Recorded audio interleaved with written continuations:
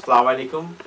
বিজয় এই চতুর্থ বাংলায় আমরা শুরু করতে যাচ্ছি মুক্তিযোদ্ধাদের প্রবাসে তাদের চিন্তা ভাবনা এর উপরে।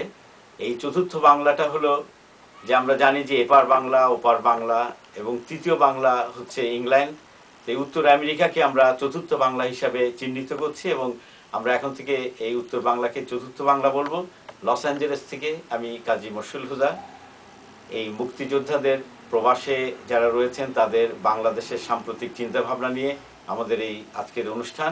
সাইদুর রহমান প্যাডেল, স্বাধীন বাংলা ফুটবল দলের প্রতিষ্ঠাতা ও খেলোয়াড়, সেক্টর 2 এর নির্ভয়পুর সাব সেক্টরের সরাসরি মুক্তিযোদ্ধা ছিলেন।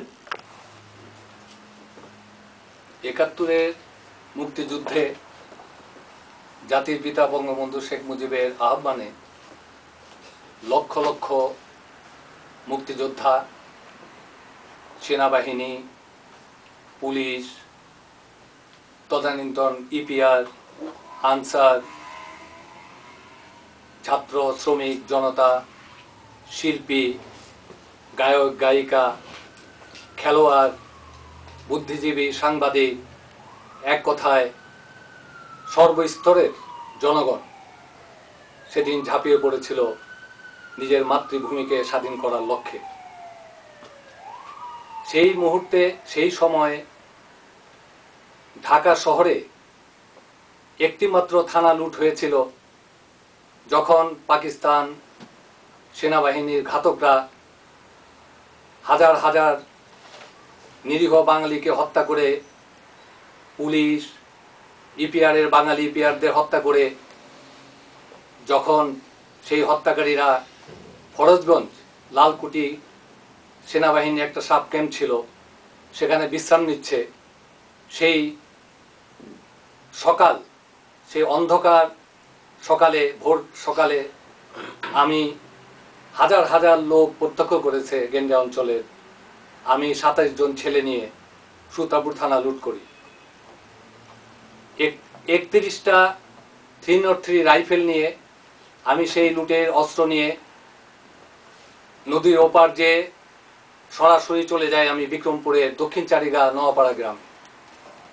সেখানে যুবকদের হাতে অস্ত্র দিয়ে আমি, লুৎফর রহমান, মুজিবুর রহমান ভূঁইয়া এবং মহসিন সাহেব আগরতলা হয়ে চলে যাই কলিকাতায়।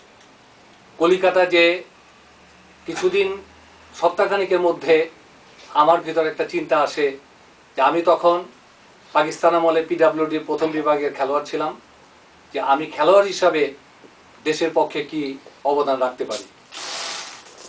তখন প্রাক্তন মন্ত্রী, উনি এখন বেঁচে নেই, আমাদের শামসুল হক সাহেব, উনার সঙ্গে ৮ নম্বর থিয়েটার রোডে আমরা 4 জন, লুৎফর রহমান, আমি, মহসিন সাহেব এবং মুজিবুর রহমান ভূঁইয়াকে নিয়ে শামসুল হক সাহেব ৮ নম্বর থিয়েটার রোডে প্রধানমন্ত্রী তাজউদ্দিন সাহেবের অফিসে আমাদের সাক্ষাৎ করান। তাজউদ্দিন সাহেব, আমি তার সামনে আমার প্রস্তাব তুলে ধরি যে আমি এখানে একটা স্বাধীন বাংলা ফুটবল দল গঠন করতে চাই। তখন উনি আমাকে জিজ্ঞেস করেন যে তোমার কি কারণে এই চিন্তা আসলো ভিতরে। তখন আমি বললাম যে আমি একজন খেলোয়াড় হিসাবে দেশের জন্য কিছু করতে চাই, আমাদের মুক্তিযোদ্ধার তহবিল গঠনে এবং জনমত আদায়ের পক্ষে আমরা খেলোয়াড়রা অবদান রাখতে চাই। তখন উনি স্বতঃস্ফূর্তভাবে দাঁড়িয়ে যে আমাকে বুকে টেনে নিয়ে বলেছিলেন যে প্যাটেল, ইয়াং চ্যাপ, তোমার মাথায় এত সুন্দর বুদ্ধি কিভাবে আসলো, আমি সর্বপ্রকার সহযোগিতা করব, এটা করতে পারবে তো? তখন আমি বললাম ইনশাল্লাহ আমরা পারবো। তখন আমার প্রস্তাবে উনি সমর্থন করে উনি তাৎক্ষণিকভাবে আমাদের 14,000 রুপি আমাদের হাতে দিলেন এবং বললেন যে আমি অনুমোদন আজকেই দিয়ে দিলাম। তখন আমি বললাম যে আমাদের আরো অনেক সহযোগিতা আপনার তরফ থেকে, উনি বললেন সর্বরকম সহযোগিতা আমাদের সরকারের পক্ষ থেকে আমরা দিয়ে দেব। তখন আমি বললাম যে আমাদের প্রয়োজন আইএফ এর পারমিশন, এআইএফ এর পারমিশন এবং আমাদের মাঠের একটা মাঠ আমরা চাই যেটা আমরা প্র্যাকটিস করব। তখন কোনো খেলোয়াড় আমাদের সঙ্গে ছিলেন না। যখন আমাদের অনুমোদন হয়ে গেল সবকিছু, আইএফ এর পারমিশন সবকিছু আমরা পেয়ে গেলাম হাতে, আমরা কারনানি মেনশনের 17 নম্বর ফ্ল্যাটটি আমরা ভাড়া না, আকবর আলী সাহেব আমাদের, আমি যখন প্রস্তাব করলাম, উনি বাংলাদেশের কুমিল্লার ভদ্রলোক, ওখানেই মানে স্থায়ী বাসিন্দা হিসেবে থাকতেন, ওনার একটা বাড়িও ছিল, আর 17 নম্বর ফ্ল্যাটটিও উনি ওন করতেন। উনি যখন আমার প্রস্তাব আমি দিলাম যে তখনকার সময় 20,000 রুপি সেটার ভাড়া, এই অগ্রিম, 450 রুপি হলো ভাড়া। আকবর ভাইকে বললাম, আকবর ভাই দেশের জন্য আমরা 20,000 রুপি দিতে পারবো না, 450 রুপি আপনাকে ভাড়া দিব। আমাকে জড়িয়ে বলেছিলেন যে ছোট ভাই, আমাকে তো তুমি সুযোগ করে দিলে দেশের জন্য কিছু করার জন্য, যতদিন দরকার এই কারনানি মেনশনের 17 নম্বর ফ্ল্যাটটি তোমাদের দেওয়া হলো। তখন আমরা ল্যাব ট্যাব সব কিনে সমস্ত কিছু রেডি করে প্রথম আশরাফ ভাইকে আমরা পেলাম। ওই আশরাফের বাড়ি ছিল পার্ক সার্কাস, ওই কারনানি মেনশনের পাশাপাশি কাছাকাছি। উনাকে যখন বললাম, উনি জড়িয়ে ধরলেন যে আমিও খেলবো।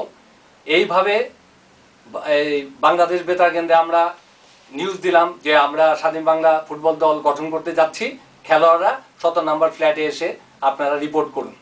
এইভাবে সব প্লেয়ার জোগাড় হলো, সালাউদ্দিন, এনায়েত এবং প্রতাপ হাজরা, জাকারিয়া পিন্টু, নাম করা যত প্লেয়ার, আশরাফ ভাই, শাহজাহান ভাই, সমস্ত নাম করা বাংলাদেশের বাঙালি খেলোয়াড়রা আমাদের ক্যাম্পে এসে রিপোর্ট করলেন।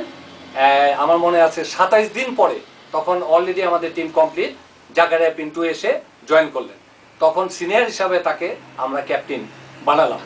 তো আমি সেই ফুটবল দল গঠন করে দিয়ে, এখানে একটা কথা বলা উচিত যে সরাসরি আমরা সারা ভারতে 13টি গেম আমরা খেলেছিলাম। সেখানে আমরা 16,000 কত রুপি আমরা বাংলাদেশ মুক্তিযুদ্ধের তহবিলে আমরা জমা করেছিলাম। এই হলো আমাদের অবদান। প্রতিটা খেলোয়াড় তখন সারা জীবনের ঝুঁকি নিয়ে, তাদের পরিবার পরিজনের অনেক ঝুঁকি ছিল, রাজাকার এবং সেনাবাহিনী তাদের অনেক পরিবারকে তখন অনেক উত্ত্যক্ত করেছে, টর্চার করেছে, গ্রেপ্তার করেছে, হত্যা করেছে। সেই খেলোয়াড়দের অবদান বাঙালিরা কোনোদিন ভুলবে না বলে আমরা আশাবাদী। আর আমি একটা কথা বলতে চাই, সেই মুক্তিযুদ্ধের যে এত বড় ইতিহাস, একটা পার্ট ছিল ভারতের পত্রিকায় আসছিল যে 71-এর মুক্তিযুদ্ধের 2টি ফ্রন্ট, একটি ক্রিয়া রণাঙ্গন, একটি হলো সশস্ত্র রণাঙ্গন। এত বড়ভাবে তারা আমাদের স্বীকৃতি দিয়েছিল। কিন্তু দুঃখের সহিত বলতে হয়, আমি আমাদের স্বাধীন বাংলা প্রতিটা খেলোয়াড়ের পক্ষ থেকে, মুক্তিযোদ্ধাদের পক্ষ থেকে বলতে চাই, আদৌ ইতিহাস বিকৃত চলছে। এই আমাদের জাতিকে এগিয়ে নেওয়ার জন্য যদি এগিয়ে নিতে চাই, আমরা প্রথম আমাদের যে চেতনার ভান্ডার, যে ইতিহাস, এই রক্তমাখা ইতিহাসকে আমরা সঠিক ইতিহাস আমাদের বাঙালি আমাদের নতুন প্রজন্মের কাছে তুলে ধরতে হবে। এই অনুরোধ আজকে স্বাধীনতার পক্ষের যে আওয়ামী লীগ এর নেতৃত্বে আমরা স্বাধীনতা অর্জন করেছিলাম, বঙ্গবন্ধুর কন্যা আমার বোন শেখ হাসিনার কাছে আমার আকুল আবেদন সব মুক্তিযোদ্ধাদের পক্ষ থেকে যে আপনি সমস্ত মুক্তিযুদ্ধের যারা বিকৃত করেছে তাদের বিরুদ্ধে কঠিন আইন আপনারা পাশ করুন। বঙ্গ জাতির জনককে হত্যা করার পরে আমি রাজনৈতিকভাবে গ্রেপ্তার হয়ে কারাগারে ছিলাম 6 বছর। তখন যখন জিয়াউর রহমান সাহেব প্রেসিডেন্ট হলেন, তখন বিচিত্রা জেলখানায় বসে বিচিত্রাতে দেখলাম প্রথম পেজে একটা বিরাটভাবে স্বাধীন বাংলা ফুটবল দলের পক্ষে, ভিতরের পেজে দেখলাম আওয়ামী লীগ সরকারের বিরুদ্ধে ভীষণভাবে সমালোচনা।